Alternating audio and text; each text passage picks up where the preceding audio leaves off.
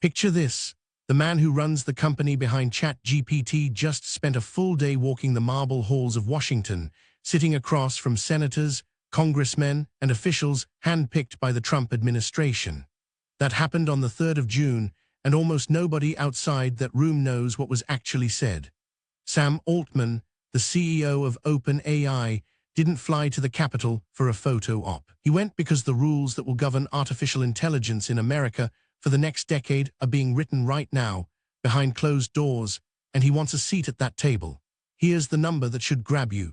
OpenAI is reportedly valued at somewhere around $300 billion, which makes it one of the most valuable private companies on the entire planet.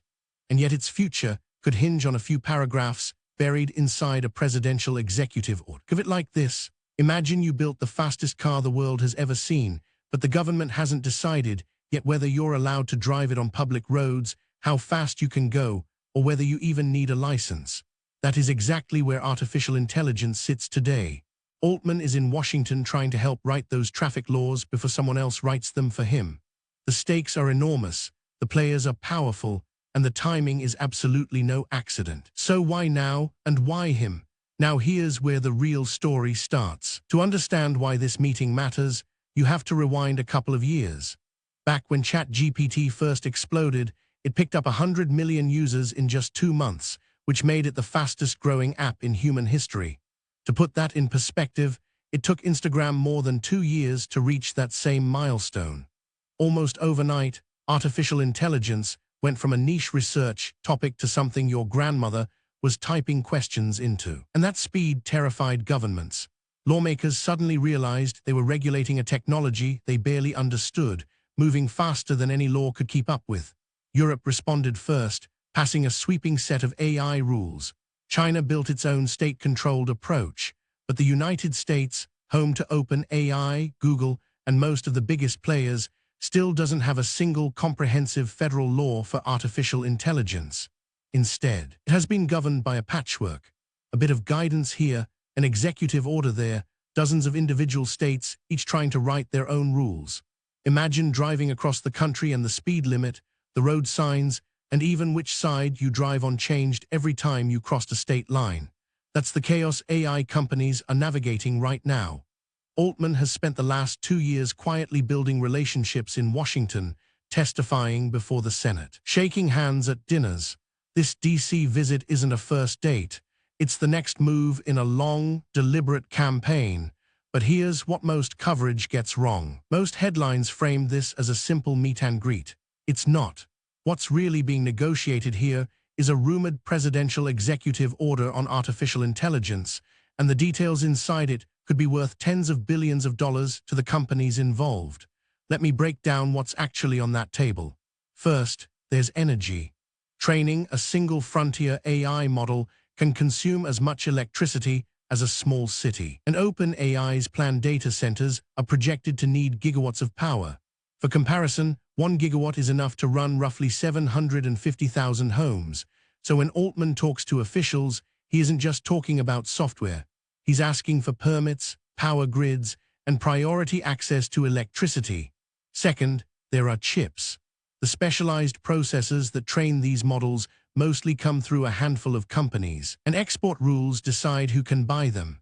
Third, and this is the big one, there's the question of preemption. The federal government could pass rules that override all those conflicting state laws, giving companies one clear national standard instead of 50 different ones.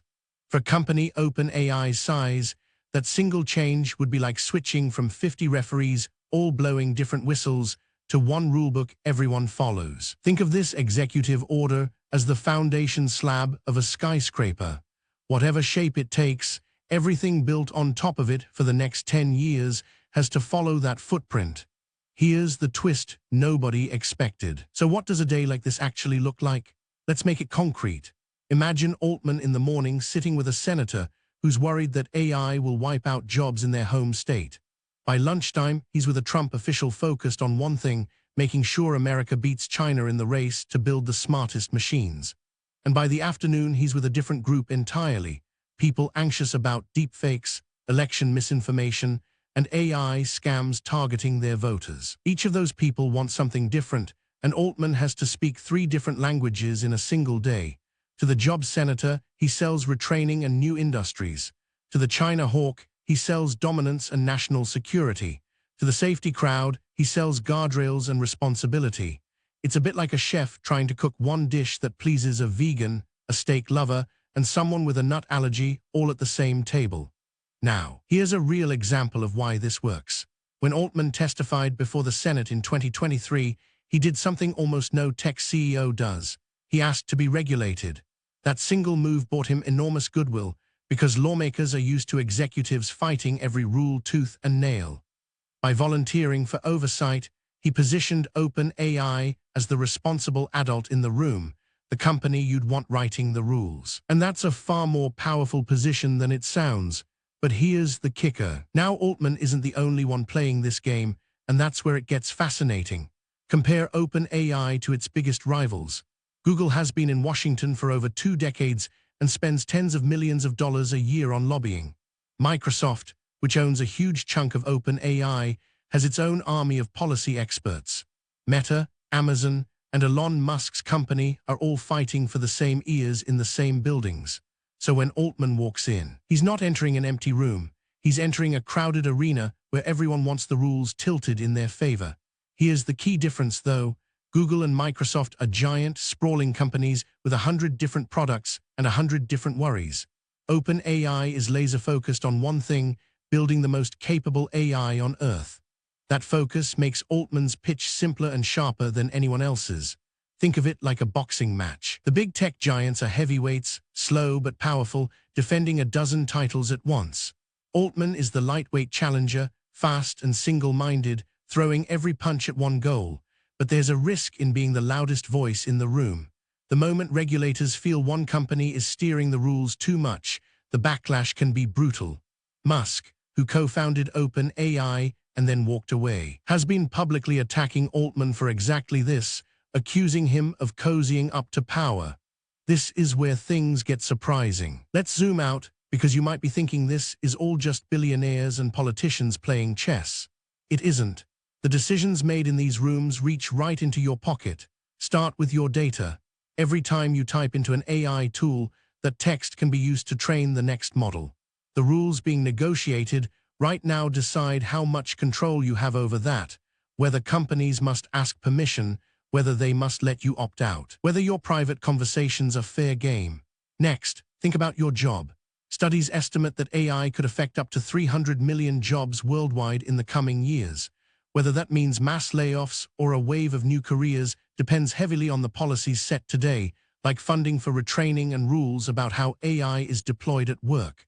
Then there's trust. If there are no guardrails on deepfakes, you won't be able to believe a video, a voice message, or a phone call from someone claiming to be your bank. Picture a world where every photo could be fake and every voice could be cloned. The rules being drafted in DC are the difference between that nightmare and a system with built-in safeguards. Here's the uncomfortable part. These decisions are being made mostly without you in the room. A handful of executives and officials are shaping a future that billions of people will live inside. And that's exactly why the next part matters so much. So how do you, as a normal person, actually keep track of something this important without drowning in noise? Let me give you a simple, practical playbook. First, watch for the executive order itself. When a presidential AI order drops, don't just read the headline, look for 3 specific words: preemption, energy, and safety. Preemption tells you if states are being overruled. Energy tells you how hard the government is pushing to power these data centers. Safety tells you whether real guardrails exist or it's just polite language. Second, follow who else gets invited. Policy is shaped by whoever's in the room, so track which CEOs and which officials show up next. If the same 3 companies keep appearing, that tells you who's really steering the ship. Third, watch the states. California, Texas, and New York often move faster than Washington, and a single state law can force the whole industry to change. Set a free news alert for the phrase AI executive order and another for OpenAI policy. That takes 2 minutes and puts the real updates straight in your inbox instead of relying on viral hot takes. And here's the most useful habit of all. When you see a dramatic claim about AI rules, ask one question. Does this change what a company can build or just what it has to disclose? Those are wildly different things, and most headlines blur them together. Master that one distinction, and you'll understand this story better than 90% of people online.